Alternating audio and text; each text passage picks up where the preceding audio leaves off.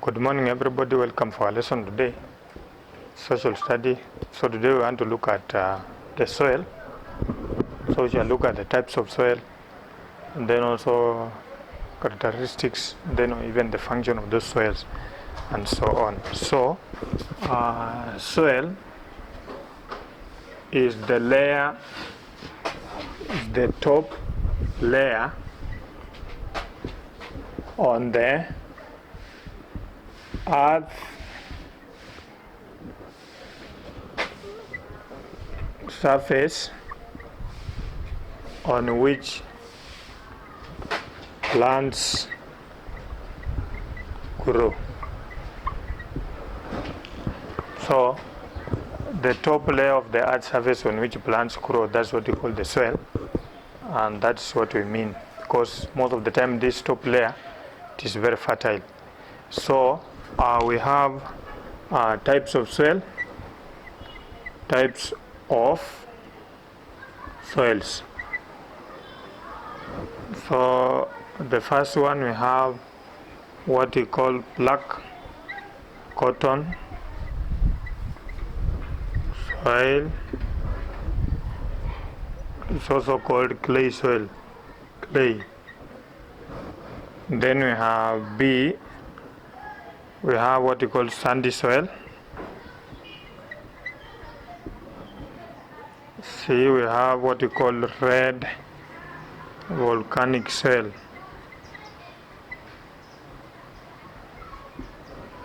Then we have D, we have what we call alluvial or young soil, young soil. So these are example of soil we are talking about. So those are forms of soil. Then we shall look at them one by one.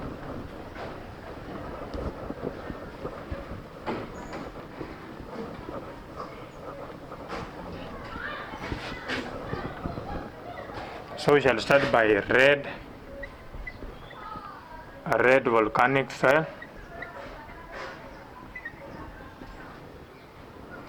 So this one is found in highland areas. So this one is found in highlands. That is red volcanic soil. This one was formed through volcanicity. Was formed through volcanicity. So during the eruption of volcanic mountains, then this soil particle was formed. So it formed what we call red volcanic soil. That's what we are talking about. And then it is red in color. It is red in color. That's why we say it's red volcanic soil. Then it is suitable for growing of tea, coffee. Then we have pyrethrum, tea, coffee, and pyrethrum. And then it is well drained, then very deep, fertile. So this one is well drained soil, it is very fertile, then it is suitable for growing highland crops, coffee, tea, and pyrethrum. So you'll find it in highland areas like that. So I think that's what we call red volcanic soil. So another soil, another type of soil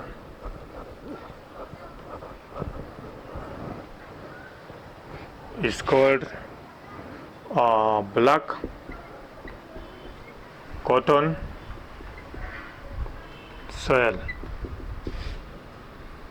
Black cotton soil, we have said, is also called clay soil. Clay soil. It is found in lowland areas. It is sticky when wet. Sticky, it means it is not easy to work on. Not easy to work on it. So when it is wet, then it means it becomes muddy. That's what we say, the sticky when wet. Then when it dry, cracks. When dry, cracks when dry. So that's what you're talking about. And then another one, found in plains, e.g. SUMEYA, you'll find it. So suitable for crops like we have rice. So when you see rice, we have something like cotton, Bora irrigation scheme, and then something like sugarcane. So these are example. Then we have also, we say this soil is good for modeling. When we talk about modeling, then we are talking about making some models like a cow, human being from the soil, especially at the lower primary schools. So that's what we call modeling. Then making of ribbons. So when you take this soil, then you do this, you can make something very long in your hands. That's what you call the ribbons. So something like this. So these are ribbon we are made from the clay soil. So that is about clay soil, and we have finished there. There is also another soil.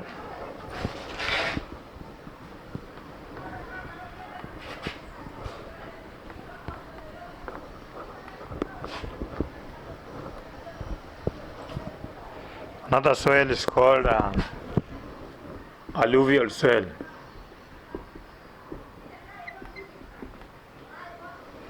Alluvial is also called young soil. Young soil was formed through erosion or deposition. So for example, this is our highland areas. So this is our relief feature. So what happens is that when the rain rains in this direction, it carries some plant remains, some soil, then it come and deposited somewhere here. So when this water carries these materials and then they are deposited here, they form what we call alluvial soil. So alluvial soil is formed through erosion of materials from the highland areas. So alluvial soil, you'll find it in the river valleys or in the river valleys or near the river banks. So e.g.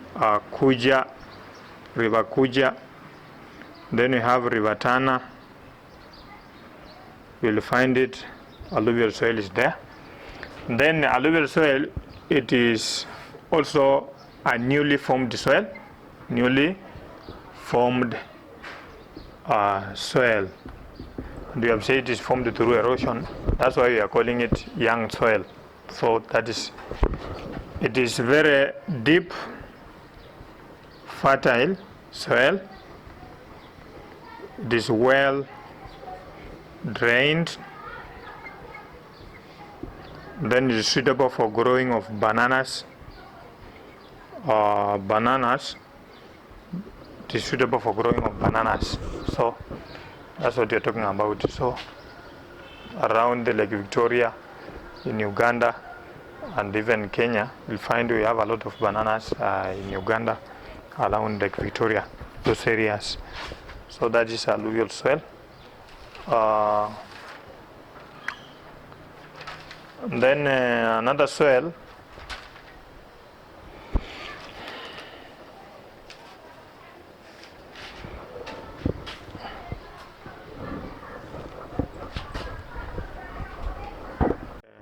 found in rivers, along the coastal areas, along the coast.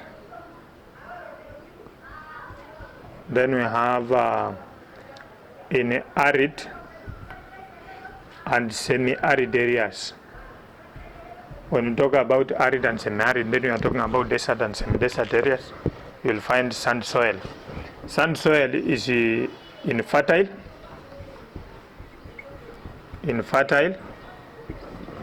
Then it is used in construction and building. Construction of houses and building, you'll find sand soil. Another soil we have what we call loam soil. Loam soil is a mixture of clay soil and sand. It is very fertile, support crops or crop farming. It is also well drained, so we mean we can practice farming here. So that's loam soil. I think those are forms of soil or types of soil. Then functions of the soil. Function of the soil. So uses of soil. We have what we call economic use. So economic use, number one, we are talking about crop growing. We grow crops on the soil, so that is economic use. Because when we talk about economy, then we are looking at something that we can earn an income as farmers and so on. We have also what we call pottery, making of pots. Pottery, we make pots from clay soil, so that is economic use also. Then we have also making of bricks. Bricks are like blocks we use for building or construction. Bricks making, so that one is also another economic use of the soil. Then we have also making of glass. Making of glass, e.g. Sand soil. Sand soil is used to make glass, like that. So that is what we are talking about. Then we have another one, social uses of soil. Social uses of soil. So we have decoration of mud houses, especially in traditional society. So you'll find a hut like this one. So this is a hut. So this one was decorated well with the soil. Then some people during ceremonies, they can write there, welcome. So that is decoration of soil, and in terms of decorating what houses. So that is a social use. Then also decoration of the body during traditional ceremonies like initiation or circumcision. E.g. you have among the Luya. So when young initiates or young men want to go through initiation, they will go to the river very early in the morning. Then they smear mud on their bodies to make the body numb. When I mean numb, then I mean they will not feel a lot of pain during circumcision. So that's decoration of the body during traditional ceremonies and so on. Then we said that Maasai use what you call red oak soil. Maasai and Samburu. So you have Maasai, Samburu, they use red oak soil to decorate their hair. So they decorate their hair. If you have seen Maasai, When you look at their hair, those we call them morans. So after initiation, they undergo decoration of hair using what you call the red ox soil. Those are now forms the warrior of the community who defend the community against any aggression or attack. So when you look at the hair, it seems to be somehow red. So that's what you call red ox soil. So they decorate their hair using that red ox soil. Then soil is also used to bury the dead. Yeah. So traditionally or religious, when somebody has died, it goes back to the sand or soil. When somebody dies, he will be buried in the soil. So that's also another social function of the soil in the community. Then we have also what we call administering oath among communities. Yeah, administering of oath among communities. Yeah. So some soil also is used to administer what we call oath. Oath is something like agreement between the communities and the other leaders in the community. They use soil to do that. So that is what we are talking about. I think that's all about the use of the soil. Of soil erosion. Causes of soil erosion. So what is soil erosion? Soil erosion is carrying away of top fertile soil. Can either be by wind, water, or even animals.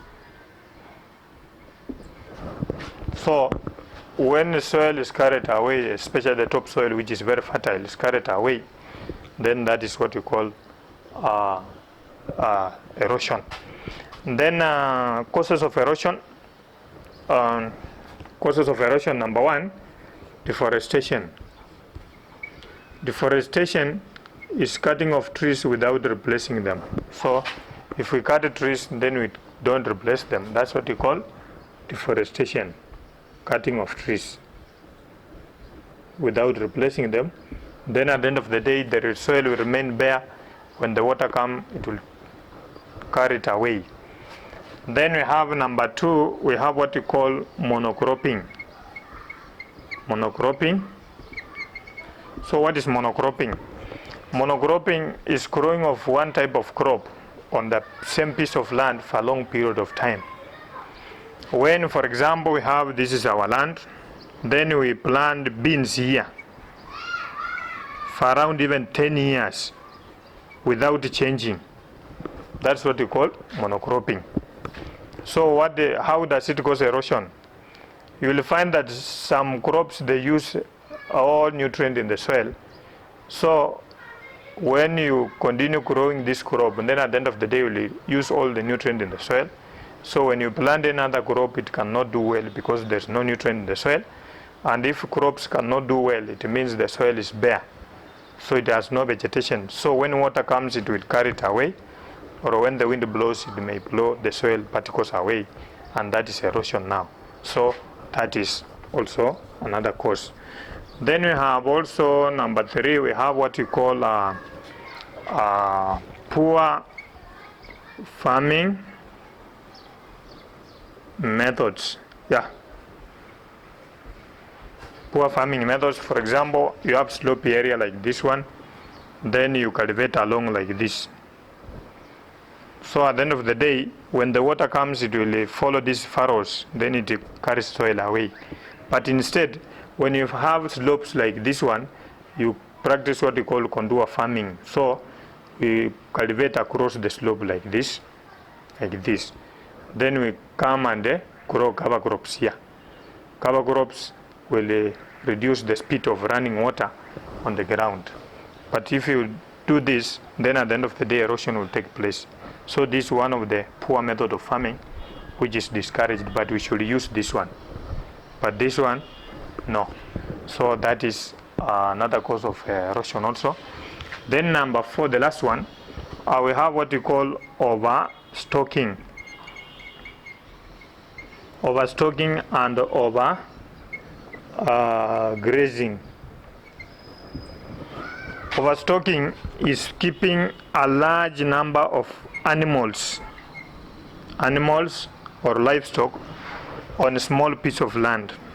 You have a small piece of land, then you have very many animals. So when these animals come to graze or eat grass, then at the end of the day, the soil will remain bare without vegetation. So that's what we call overgrazing. So when water comes, it will carry away the soil. So that is another cause of soil erosion. I think that's all about erosion. We have questions below the video. Thank you for watching.